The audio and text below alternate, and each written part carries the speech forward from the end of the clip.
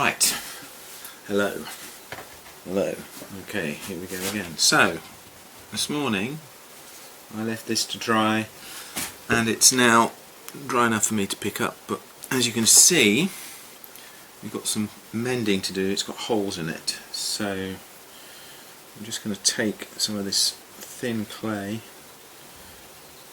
and patch it up from the inside using a bit of slurry.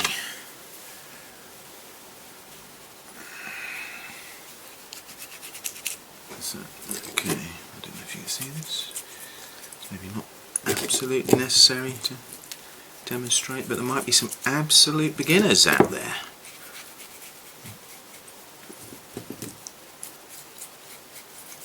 Okay, so I've got it nice and gooey. It should be enough for the clay to stick, because this is nice and soft. So I'm just plugging the holes from the inside rather. You see that? Plugging the holes from the inside. Don't need as much clay as that. And then there's a bit at the rim there. It's the rim at the moment because this is a bowl, but it's going to be a teapot body. So we're going to plug that hole there, and we're going to plug that gap there. It's dry enough for me to put it down without denting it too much. It's still quite wobbly though. Okay, and so if your edge here is nice and robust, it makes it easier to join the two halves together. So here it's looking very thin. So I'm going to add a bit more clay to give it a bit more oomph. Just a bit more of this, just to make sure it does stick.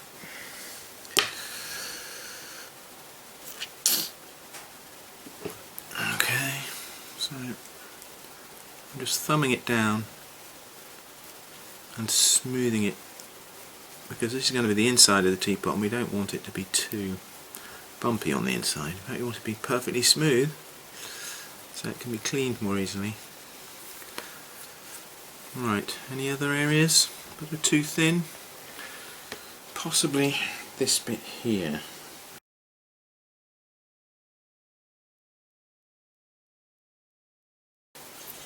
There. And we just rest it on its rim. And here's the one that was made earlier in the same mould, but now it's shrunk a bit more, it doesn't fit back on. So we're going to get rid of that. Okay, so the same applies to this.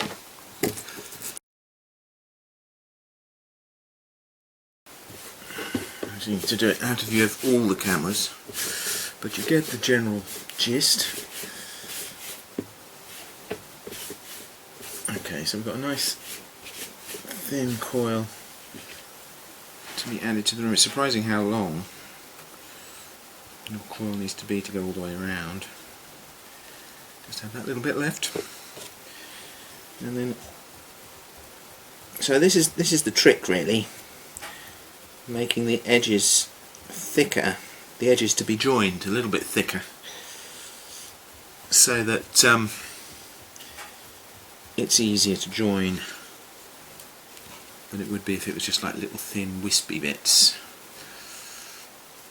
So yeah, this is important. Okay, just more of the same. Smudging, smudging, smudging. Make sure that this clay isn't going to come apart ever again. Until somebody breaks it.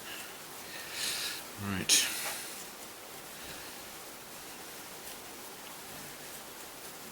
Okay, and then before I moisten the edges, I'm just going to make sure that they marry up. Yeah, so it's going to be a slightly flatter ball shape, but interesting nonetheless. It's stuck. I just can't wait. Right, so we need some more liberal application of gunk.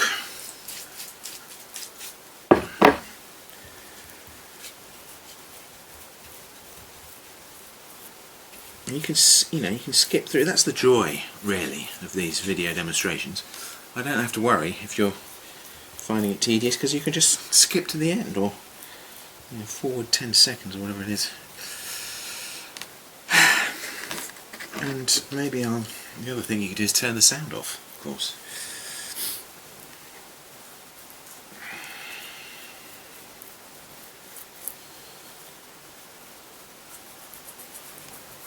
Right, so it's a bit thin there. I'm thinking I should have made that bit a bit thicker. So I think I will. Otherwise I'll regret it later, so I'm just going to add a bit more clay to that side. In fact, we've got a bit here. Nothing goes to waste. Just perfect. There we go. A little bit of clay added.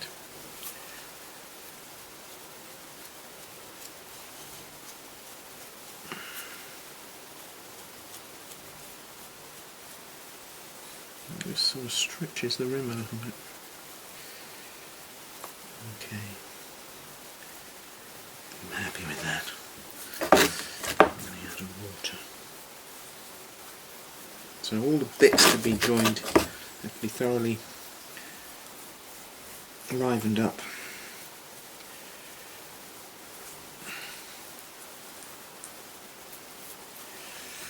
And we come to the moment of truth, where we try to join it together.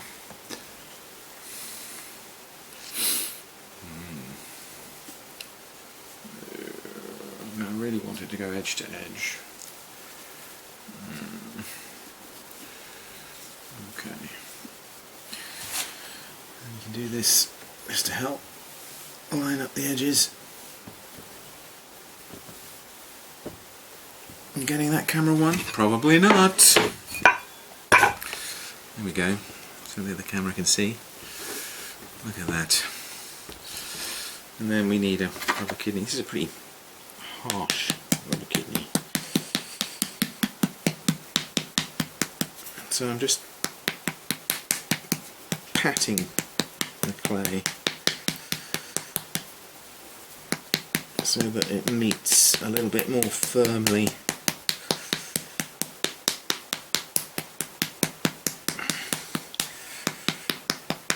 And then I'm going to give it a foot ring.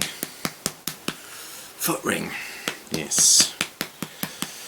Because at the moment, when we put it down on the table, it just rolls around. So on the original one, the foot ring is it's got little fishes on it. Find the fishes. Maybe that's where planning, thinking ahead is always good in these demonstrations. Right, so I'm using some of the leftover clay because I don't want to start with fresh clay. I want it to be in a similar state of dryness to the other clay I used this morning, and I'm just going to make a fat-ish sausage of clay. I hope it hasn't got any air trapped in it. Right, that'll do.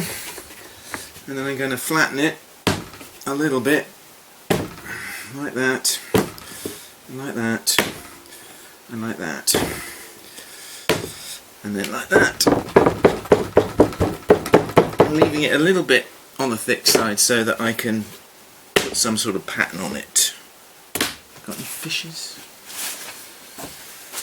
Let's see what we've got. Fishes, I'll tell you what I've got, which is quite fun. I've got a knobbly thing. And I'm going to roll the knobbly thing along here. So I'm sort of improvising a roulette to put a sort of semi-random pattern on it. There we go. Put the roulette down. And then I'm going to stretch it again. So it looks a little bit like the surface of the moon at the moment. Okay, that's probably thin enough, and then we take the knife, I don't know which camera I'm looking at, that one over there, and we're going to slice along one edge so it's got a straight edge, on one side, and then I'm going to trim it a little bit and pick a bit I like. Okay. So this is going to be the foot ring.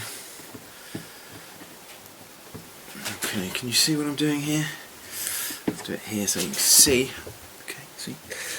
So I'm making a ring, and I'm sort of judging the size of the ring so I can sort of tighten it like a belt. So I think I want it to be about that sort of size, and then I'm going to pat it down as well so that it's slightly flattened where it's going to meet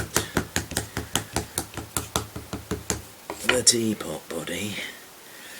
And then I'm going to cut it again there, like that, and then I'm going to join it edge to edge.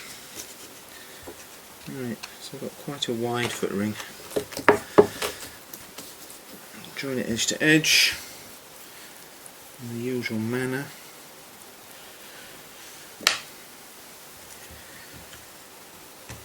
Okay, and then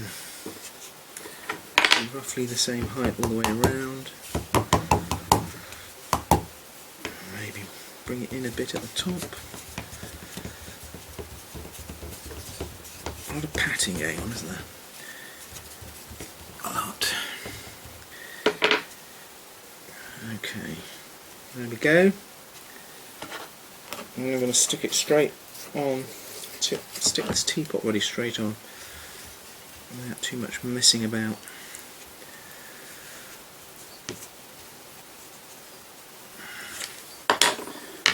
Right, so yeah, actually I think that's the top and that might be the bottom. How to decide? Crucial decisions. What do you think? That way? Or that way? Maybe it's got more lift that way. Okay.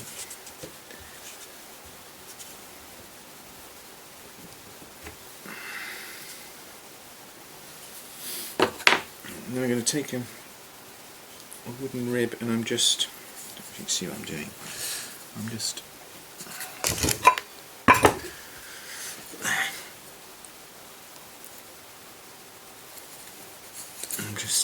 folding the clay down .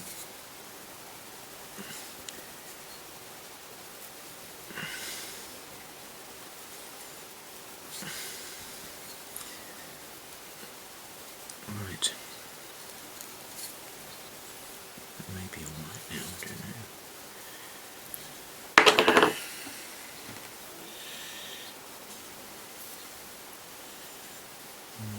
So this bit's a bit sharp. That's the edge that got cut with the knife, and I'm just feeling the edge and gently sort of softening the edge so it hasn't got such a sharp cut in it. There we go. And then if I leave it to dry, standing on its ring, its foot ring, it should end up, the weight of it should help it join properly. And the other tip I can give you about drying clay is that the slower it dries, the better from the point of view of not having cracks appear. So if I cover it with a bit of polythene and let it dry really slowly, the sort of moisture content of each separate bit equalises out a bit more over time. It gives it longer to sort of settle into its position, and then you don't get the cracks in theory. Right, and in practice.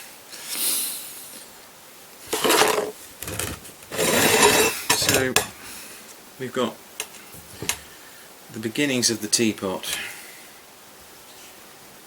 and the next stage, in the next episode, we'll cut a lid, leaning a bit, isn't it? It's wonky. We'll cut a lid and we'll make the handle and the spout. Okay, that's it.